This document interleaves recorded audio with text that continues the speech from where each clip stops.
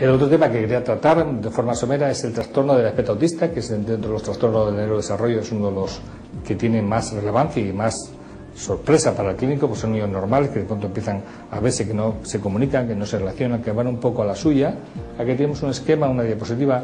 Los tres problemas fundamentales que tienen estos niños son trastornos de la interacción social recíproca, trastorno de la comunicación, no se comunican, no hablan, van un poco como a su aire, y también formas de comportamiento atípicas o estereotipias, como movimientos de aleteo, balanceos y cosas, entre comillas, raras, sobre todo actividades motóricas, ¿no? Estos tres síntomas son como los tres síntomas básicos del autista, que es muy frecuente hoy día en la infancia, y además vemos como hay una serie de síntomas, de estigmas de alarma que hay que recordar. Los pondremos seguramente en una plaqueta, que es, por ejemplo, el niño que a los 2 o 3 años no te mira adecuadamente, puede tener un trastorno autista. No es que siempre el que no te mira lo sea, pero es un signo de alarma, ¿no?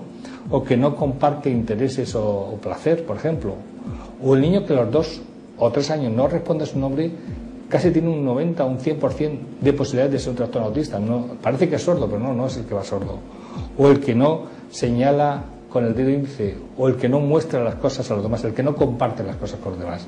Todo eso son signos de alarma y queremos llamar la atención porque eso debe ser una consulta urgente o preferente para el especialista pediatra y para que sea derivado al neuropediatra, para que sea un estudio neuropsicológico, como luego comentaremos con el equipo de RECEN que tiene la amabilidad de vernos, y para que podamos hacer cuanto antes una intervención precoz. El trastorno autista es un problema del neurodesarrollo que, si se interviene precozmente y se descartan otras patologías que luego hay que hacer para descartar la patología neurológica, va a ir muy bien. Por eso, y para acabar de cerrar el programa, iremos al patio del Lemanet, la terraza del Lemanet, para hablar con dos invitados de cierre. Uno es el profesor Cervantes de México, de Monterrey, que está con nosotros, y otro el doctor Luis Abad, del Centro RECEN de Valencia, coordinador, que hablará sobre aspectos de diagnóstico e intervención psicológica. Por tanto, vamos a la terraza del Lemanet.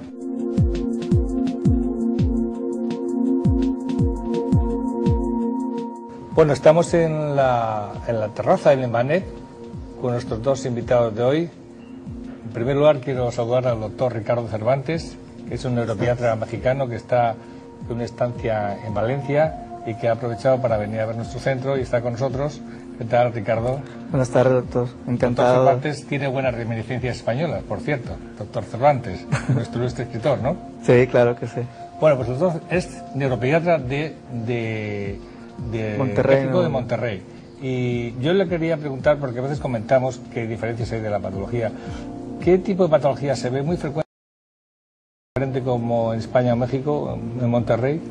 Bueno, pues primero agradecerle su invitación. Y la patología en México, lo que he visto aquí en España es muy parecida. La consulta, el número de que vemos de consulta en México es muy parecido, y el motivo de consulta número 1 son los trastornos del neurodesarrollo, encabezándolo el trastorno de déficit de atención con hiperactividad, ¿no? Pues todos sus comorbilidades, trastornos de aprendizaje, fracaso escolar, trastornos del lenguaje, trastornos del espectro autista, sí. Y posteriormente sería tal vez cefalea y epilepsia. Realmente son los temas que aquí vemos habitualmente. El TDAH es un tema que vemos todos los días, mucho. ¿Por qué crees que está habiendo tanto TDAH? ¿O hay una epidemia o qué ocurre? ¿Tu opinión cuál es?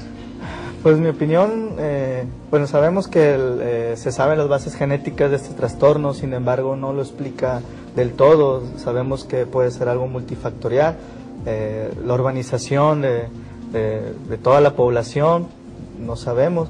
Lo que sí es que las herramientas diagnósticas están más al alcance de muchos profesionales.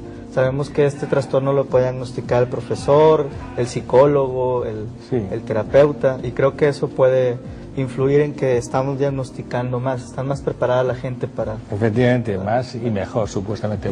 Pues muchas gracias, Ricardo, por estar entre nosotros. Esto nos da pie, además, a hablar ahora con Luis Abad, que es el coordinador del centro de RECEN de Valencia, que lo cual le traemos mucho que venga aquí, porque ellos son los que hacen la parte del diagnóstico neuropsicológico y la intervención. Dentro de los trastornos que vemos ahora, que estamos viendo muy frecuentemente, el TDAH y los trastornos autistas, sobre el TDAH, ¿qué tipo de pruebas son las que estáis con más frecuencia para hacer el diagnóstico, ¿no? Buenas tardes de nuevo, gracias por la invitación.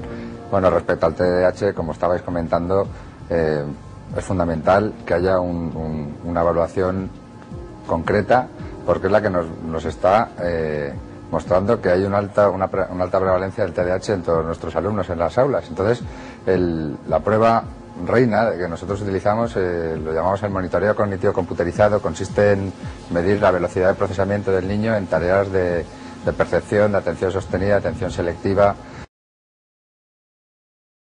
La verdad es que estos diagnósticos son los que nos valen a nosotros mucho para ver qué tipo de fármacos damos. Tú has visto cómo lo hacemos en la práctica.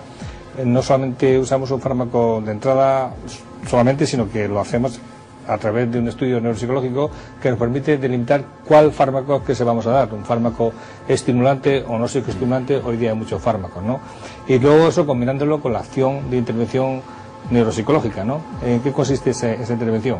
Bueno, la intervención consistiría básicamente en llegar a plantear una alternativa terapéutica dependiendo de la lentitud que el niño nos muestra en la evaluación. Entonces, a mayor lentitud, mayor es el compromiso a nivel atencional. Hablamos de trastornos leves, moderados o severos. Lo que tratamos de ejercitar mediante un entrenamiento son esos procesos de input, de organización, de análisis de la información, de capacidad para planificar y para programarse, que sobre todo inciden negativamente en el rendimiento académico y en los problemas de conducta. Muy bien. La verdad es que con todo esto yo aseguro que casi un 70% de los niños con TDAH van a ir bien, en general, en nuestra experiencia. Y con esto pasamos a otro capítulo que queremos tocar semeramente, es el tema del trastorno del espectro autista, que también vemos muchos niños, que antes hemos descrito las características clínicas, porque es muy importante el diagnóstico precoz y la intervención precoz, ¿no? ¿Y en qué os basáis desde el punto de vista neuropsicológico en el diagnóstico? Pues por suerte cada vez tenemos más herramientas para poder llegar a diagnosticarlo.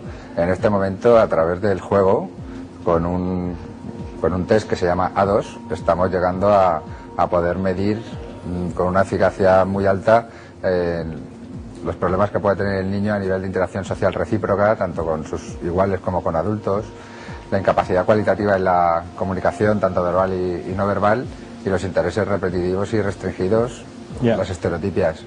Además de esto, pues es muy importante la información familiar, que la obtenemos por medio de cuestionarios y por observación muchas veces también de las conductas en casa, y bueno, por los test típicos del lenguaje a nivel de asociación y de integración de la información, que nos van a dar un punto de inicio para poder luego aplicar un tratamiento. Sí.